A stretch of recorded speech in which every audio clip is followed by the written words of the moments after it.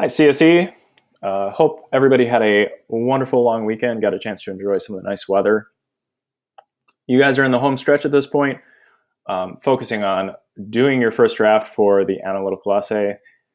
As a reminder, that first draft is due at the end of this week, the 29th, and first drafts that are submitted on time will be graded as a summative grade. And you will have an opportunity to revise that. If you want a new grade, you can revise it and submit it by the end of the exam week or June 5th at 4 p.m. Or if you're happy with your grade, you can keep it and be done. So the goal for today for you guys is to get into the template in Google Classroom and that assignment and begin drafting. So all of you have this template. It should appear under your work in the Q4 SWA assignment, and everything where you need to insert something has been bracketed. So you're going to highlight everything, including the brackets, and start typing. So here, if this were me, I would just start typing Taylor, Taylor, something like that. I'm going to undo this because I don't want to mess up the template. And so on and so forth. You're going to highlight everything in the brackets, including the brackets, and type in what it's asking for. So here for the date, it should be the date of the submission. So whenever that is for your first draft. I am giving you a title for your template, actually for your draft. So you don't have to change this. You can leave this alone. And then you highlight this and you start typing your draft. Please do not mess with the font, the size, bold it, bolding, italicize, unless it's something called for in MLA, and that should not be that much. This has already been formatted for MLA, so the less you mess with in terms of formatting here is fine. I see people every year who want to center it, make it 24 font, and Comic Sans or something like that. That just loses you points on conventions. It's not very funny, and this is your summative assessment, so I recommend you not do that. I mean, if you want to be cute, that's fine, but I really wouldn't do it. Also, we're trying to prepare you for college, and a college professor would definitely not like to see that either. So please just keep the format as it is. It's already set for you. You should be fine if you just type it as is. All right, now let's get into what the demo is going to help you with. And this is what I'm going to attach to the writing assessment as well. So give you guys a model of what you should be typing. This is based off, by the way, the outline, and you'll see basically the critical components of this are almost verbatim, just put right into the essay itself. So if you did this well, this drafting process should be super easy for you because you should be able to just sort of copy and paste almost right into your draft. So that should make it real easy. Let's look at these pieces here. All right, as I said, you're going to be, these are going to be filled in for your name. I left them blank because this is a demo. But let's look at each part of this essay, and I'm going to show you an intro and a one body paragraph today, and that is really the progress that I would expect you to make for today. You shouldn't really need to do much more than that today because that's roughly half the essay, a little bit less, and you should be able to quickly finish up the rest of it before the end of the week. So first we start with a quote. This isn't the only way to start your essay. There are others. Lots of people like to use questions. Some people like to use profound statements or statistics. I think quotes are ideal actually because they are real world. They associate, so they're relevant to the reader's world. And they're from, famous people who have spoken, usually if you're taking your quotes from the right place, and this one's from Nelson Mandela, so it definitely carries a lot of weight, has that ethos, if you remember our rhetorical strategies,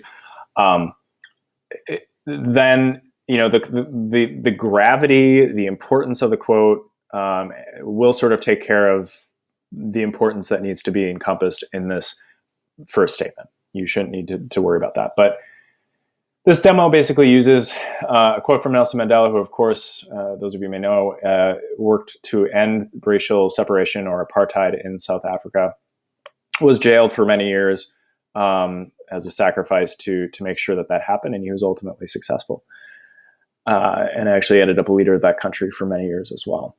But let's read his quote. Real leaders must be ready to sacrifice all for the freedom of their people. All right.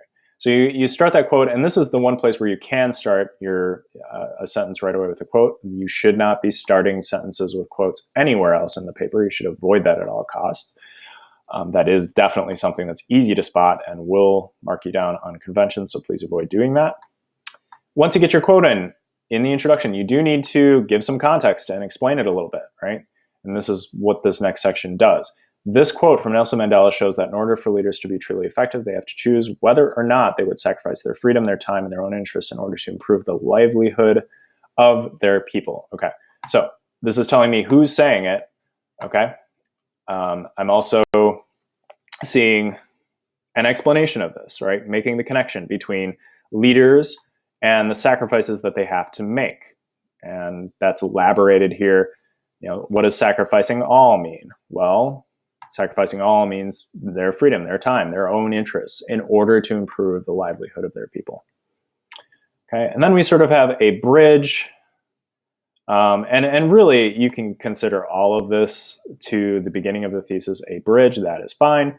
But really, I would sort of include this in the hook because this explains the quote more directly. But we move on and we're transitioning into our thesis. We're leading the reader from this sort of specific real world example to our response to the prompt, which is freedom cannot be achieved alone. And because of this, we need leaders who are willing to step up to the task and fight for the freedom of those who cannot fight.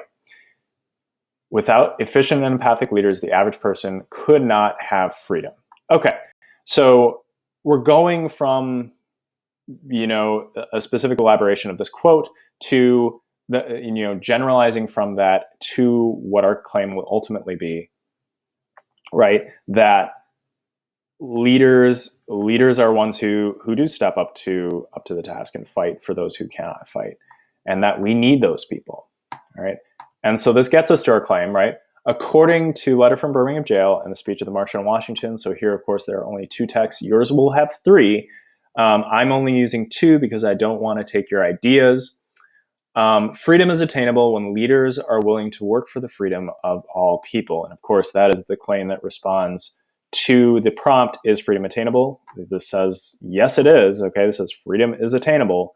And it qualifies that, right? It sets a condition on that is attainable, but you need leaders that are willing to work for the freedom of all people.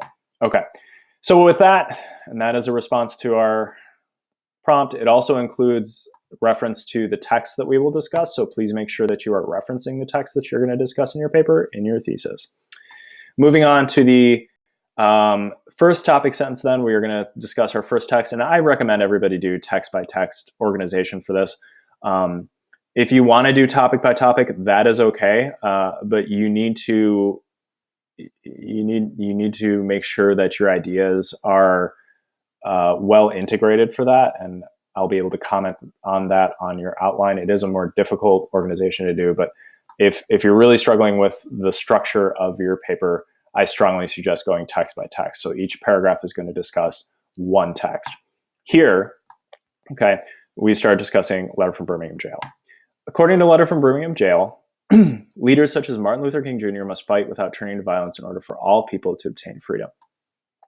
So the topic sentence, of course, the job of that is to encompass the main idea of the paragraph that it heads. Okay, so that is all of this first paragraph, the first body paragraph rather, and it should make a clear connection to the thesis, or the claim in this case, explaining how this is going to support it. And I see that this does happen here.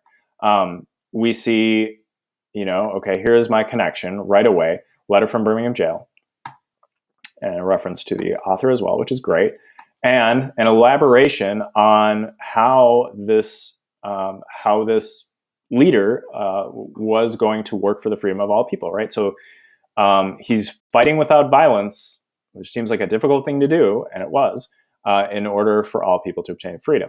So there we see an elaboration. Something I see a lot of people do is they'll copy out. So, for their first topic sentence, they'll just copy this and they'll copy this and they'll just cut out speech of the Martian in Washington, and they'll call that their topic sentence. That is not a topic sentence. Your topic sentence needs to be an elaboration on why this text from your thesis supports your claim. And this does that by explaining, right, what the work was, right, that the author of this text did. And that was to fight without turning to violence. As we move on in this paragraph, we see an introduction to the text itself, right? He wrote a letter, and in this letter, he writes, and I encourage you to avoid said or, says.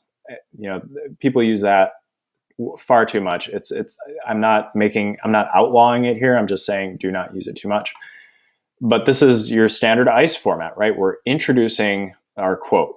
In his letter, MLK states, several months ago, the affiliate here in Birmingham asked us to be on call to engage in nonviolent direct action program if such were deemed necessary. We readily consented, and when the hour came, we lived up to our promise. All right. And then there's a citation here, and really, to be honest, there should be an end quote there. And then because we've already referenced in the same sentence that this is Martin Luther King Jr. writing, I do not need to write his last name here because we already know who this is.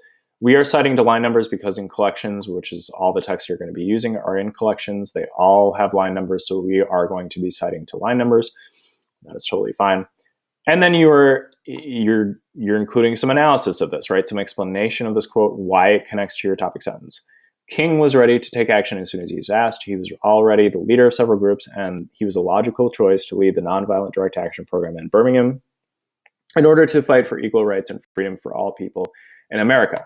So he was the leader of several groups, and this is making the connection to what we talked about in our topic sentence, which was that his work was going to be by fighting for freedom, but through nonviolent means. So that's why we have this elaboration here, this reference to nonviolence. All right. And the analysis goes on. There's an elaboration of this. When asked, he readily agreed to the task, and he even writes that he lived up to his promise. So this analysis is sort of following the development of the text, that's ideal. It's easy for the reader to follow because you can assume that I, as your audience, have already read the text, and it will make sense to me that you're following this piece of evidence with another. And so we follow up with this, and this is the same ICE format. I'm not going to belabor this. We're already 13 minutes, and I know these lessons can draw a little long. So if you have more questions about how I developed the analysis here, please do feel free to reach out. And of course, feel free to reach out with email questions. I will be happy to respond to those as well. I look forward to seeing the beginnings of these drafts.